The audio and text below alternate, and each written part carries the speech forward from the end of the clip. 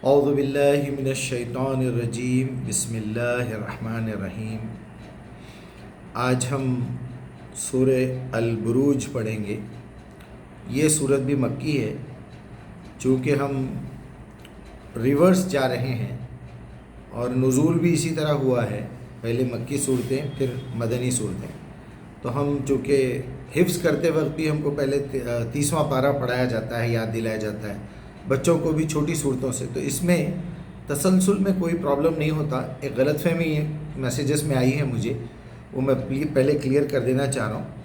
تو آج ہم 85 نمبر پہ ہے، الحمدللہ 114 سے شروع ہوئے تھے، ہم 85 پہ پہنچ گئے ہیں، یعنی 14 صورتیں وہ، 15 صورتیں یہ، لگ بھگ 28 صورتوں کا ترجمہ ہم پڑھ چکے ہیں۔ چلیے، اعوذ باللہ من الشیطان الرجیم، بسم اللہ الرحمن الرحیم۔ قسم ہے آسمان تک دکھائی دینے والے عماراتوں کی، ٹاورز کی، جسے برج کہتے ہیں، اور اس دن کی قسم جس دن یہ وعدہ پورا ہوگا، ڈے آف ججمنٹ۔ تیسری آیت ہے، اور وہ بھی گواہ ہوں گے جو یہ سب دیکھنے اور دکھانے والے بھی۔ مارے گئے اس دن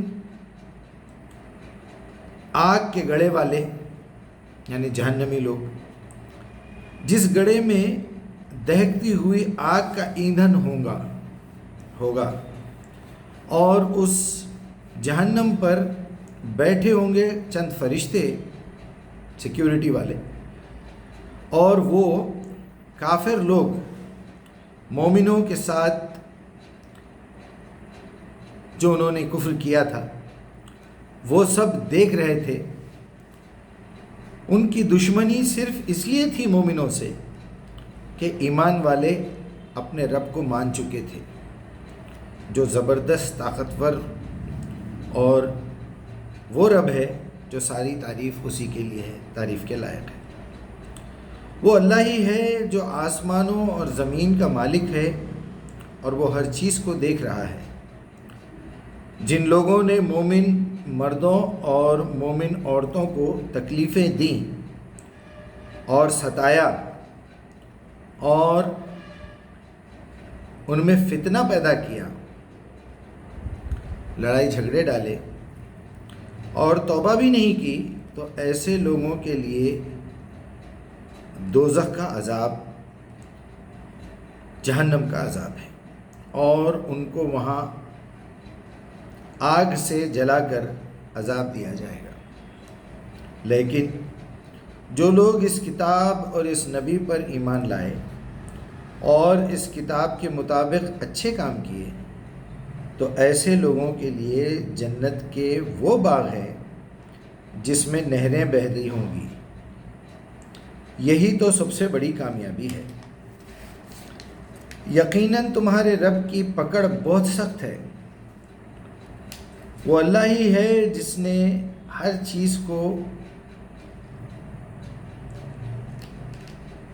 پہلی بار پیدا کیا اور سب کو فنا کرے گا، دوبارہ بھی پیدا کرے گا، اور وہی اللہ ہے بڑا معاف کرنے والا اور بہت محبت کرنے والا، جو عرش کا مالک ہے اور بزرگ ہے، جو چاہتا ہے، جیسا چاہتا ہے وہ کرتا ہے۔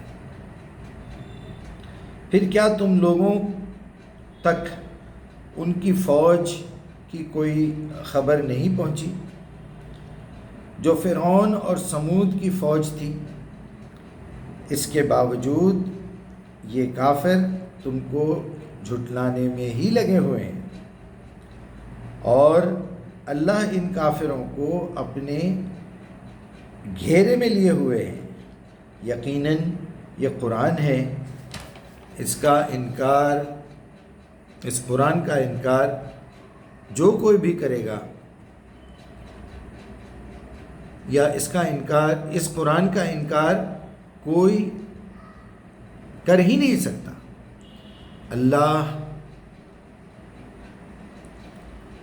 اللہ کا مرتبہ بڑا ہے، جو لوح محفوظ میں ہر بات لکھی ہوئی ہے۔ صدق اللہ العظیم۔ یہ ہم نے پڑھا ہے ترجمہ۔ اللہ تعالیٰ سے التجا ہے اگر ہمارے پڑھنے میں، ہمارے سمجھانے میں، سمجھنے میں کوئی کوتاہی ہوئی ہو یا پڑھنے میں کوئی غلطی ہوئی ہے، اسپیلنگ مسٹیکس کی یا کوئی بھی، تو اللہ اپنی رحمت، اپنی مغفرت سے ہمیں معاف کرے اور ہمیں صحیح ڈائریکشن، اس کا صحیح مفہوم ہم تک پہنچے، ہم اس کی کوشش کریں۔ آپ سب سے بھی یہی گزارش ہے کہ قرآن کو لکھیے، لکھتے رہیے۔ ایک بار مکمل ہوئی تو چھوڑ مت دیجیے، پھر لکھیے، پھر مکمل ہوئی، ایٹ لیسٹ 3-4 سال میں مکمل ہو جائے گی۔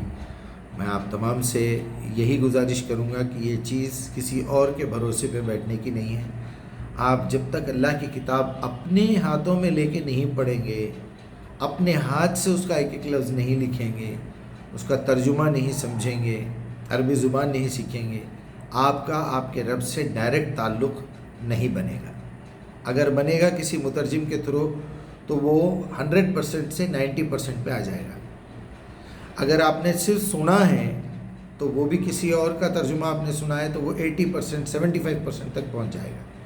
اس کے بعد اگر آپ کا دھیان ادھر ادھر کہیں بھٹکتا ہے تو آپ 75% سے 50%، 40%، 25% تک آ جائیں گے، کیونکہ بہت سارے ڈسٹربنسز ہیں۔ ایٹ لیسٹ ہم نماز میں بھی کھڑے ہوتے ہیں تو ہاتھ باندھ لیتے ہیں، رکعت باندھ لیتے ہیں، پھر ہمارا کنسنٹریشن ادھر ادھر نہیں جاتا، ہم ادھر ادھر مڑ کے بھی نہیں دیکھتے، جبکہ بنا سمجھے کہ نماز کو پڑھ رہے ہیں۔ یہ تو سمجھ کے پڑھ رہے ہیں، تو ہمارا دھیان الفاظ پہ ہونا، ایک ایک لفظ پہ ہونا۔ میری آپ سب سے گزارش ہے کہ اگر کوئی ڈاؤٹ ہو تو ضرور پوچھیے، کامنٹس کیجیے، مجھے کال کیجیے۔ السلام علیکم۔